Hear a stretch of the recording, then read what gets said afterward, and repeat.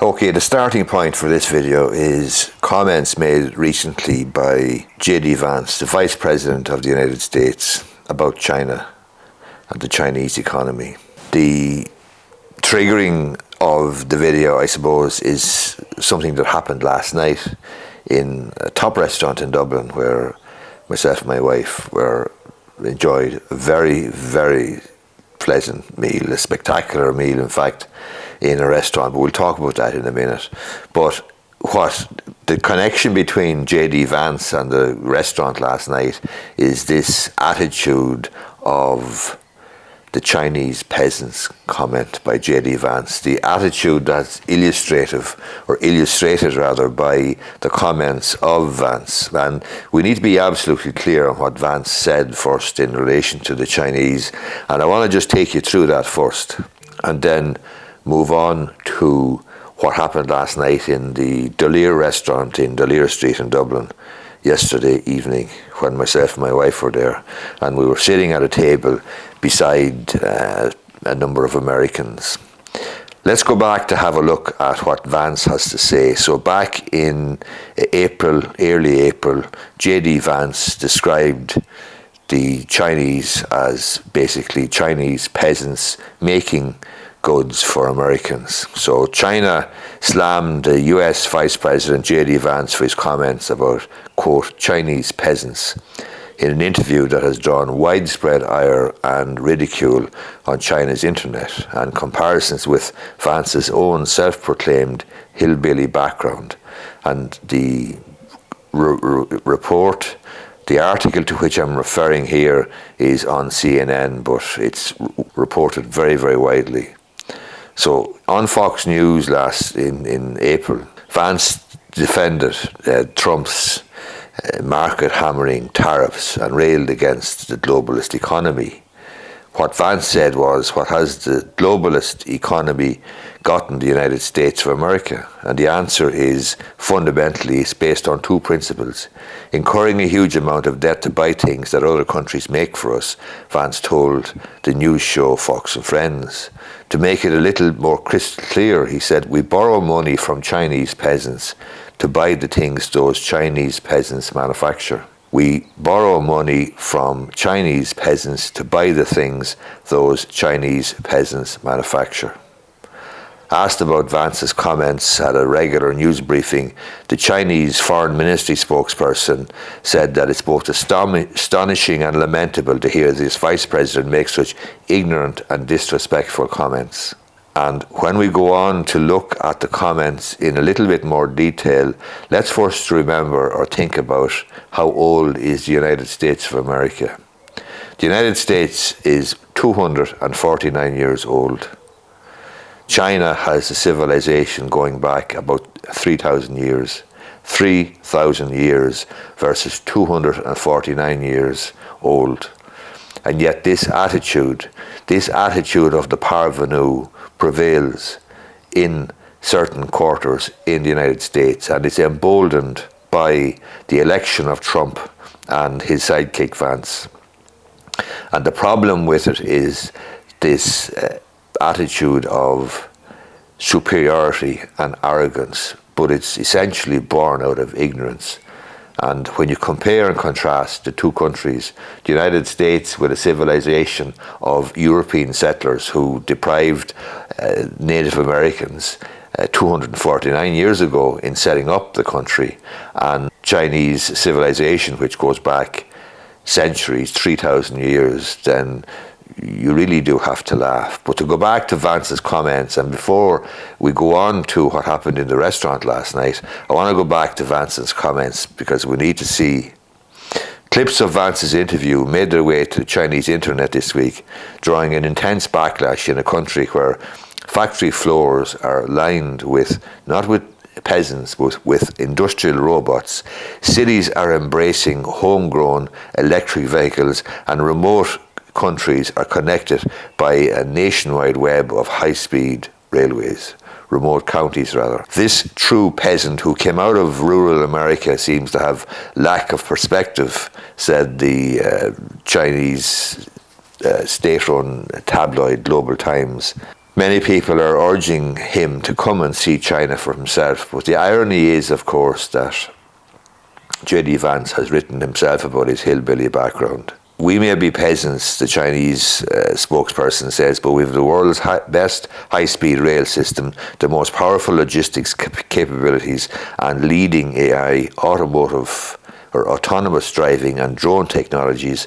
Aren't such peasants quite impressive? In my book, or in the book, J.D. Vance's book, Hillbilly Elegy, he gives a description of his own working class upbringing, and he chronicled a childhood plagued by poverty, abuse, and his mother's drug addiction, and spent partly in Appalachia, a corner of the United States he felt had been forgotten by wealthy elites.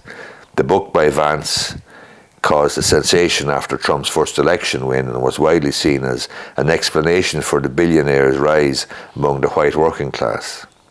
But to go back to comments then made by Vance about the Chinese peasants and the irony of a country of 249 years of vintage versus a civilization of 3,000 years. And a person from such a country looking down their nose at so-called Chinese peasants displays a remarkable amount of ignorance.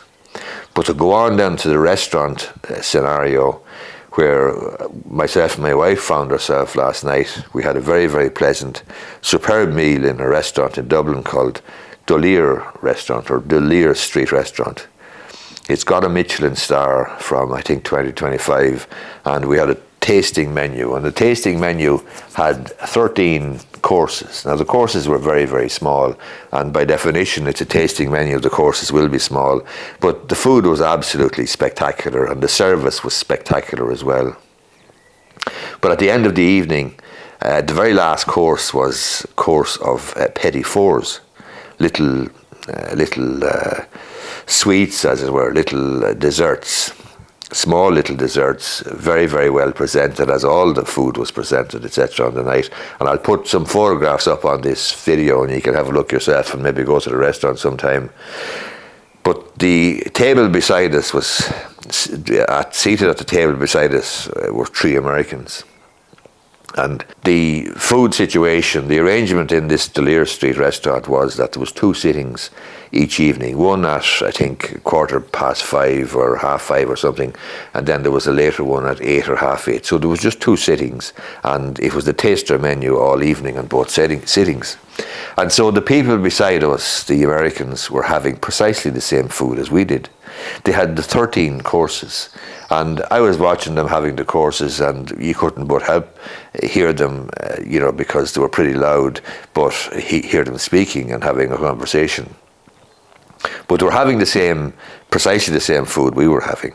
But at the end of the night, they weren't able for the petit fours, and they got the waiter to package them up for them in a little box, and they got them, the petit fours, in a little box. And remember, we had precisely the same food as these American people, and this is not a cheap restaurant. Superb restaurant, superb food, but it wasn't cheap. And just as the Americans were leaving, getting up to leave, they had the petit fours in a little box, a little brown box that they'd asked the waiter to put them in.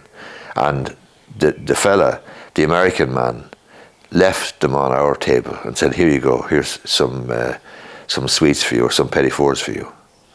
And I just thought it was such an ignorant, condescending, patronizing thing to do, because it was as if these Irish people, these potato munchers, they've suffered a famine, maybe a few centuries ago, but they'll be glad of the sweets that, us rich, wealthy, arrogant Americans can give them.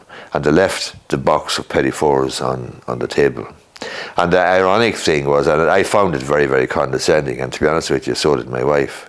But it wasn't just us who found it condescending, because there was the waitress walking past at the same time, and she said, that's weird. She said, what happened? And my wife explained to her, and I was just going out to the toilet at the time, and she said, that is just so weird and so inappropriate. And as it happened, this waitress was from the United States of America, and she said, and to think that these people are my people.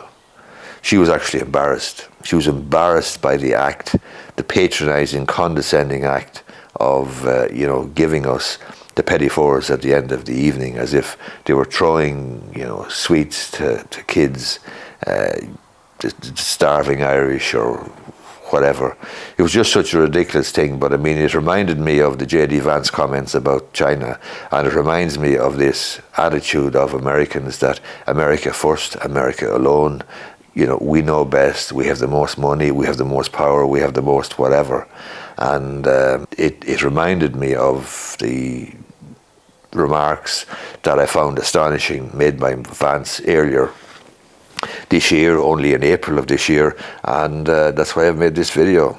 So, if you were at a top-notch restaurant and if you were after shelling out the best part of 500 quid for 2 meals, and the table beside you somehow or other felt at the end of the evening that they weren't able for their sweets, their petit fours, and they placed them on your table, would you find that condescending, or would you find it an act of generosity? I'd be interested to hear your views down below in the comments. So comment down below. But I certainly found it patronizing and condescending, quite frankly. And we had our own 13 courses, and as I say, we paid the best part of 500 quid for the 2 meals, and we had wine pairings and the whole bloody lot. So we didn't need Americans, we didn't need anybody to be giving us their leftovers, quite frankly. Anyway, I'd be interested in hearing your comments down below. I certainly thought, as I say, that it was a condescending thing to do. My wife did as well, and indeed the waitress, who's also American, she thought it was absolutely weird and inappropriate as well. There's one final comment that I wanted to make on the situation and on the attitude, this American attitude, and I think it's the attitude of the parvenu. To be clear, a parvenu indicates a person who, having attained wealth, persists in practices proper to a lower rung of the social ladder. A parvenu is a derogatory word referring to a person of obscure origin who has gained wealth, influence, or celebrity. Some might describe the Kardashian family as parvenus, for example. And to be quite frank, I view this American attitude illustrated by those people who left the petit fours on my table last night, and illustrated by J.D. Vance, his comments about Chinese peasants. I view those remarks as those of a parvenu. Hope you liked the video. Thanks a lot.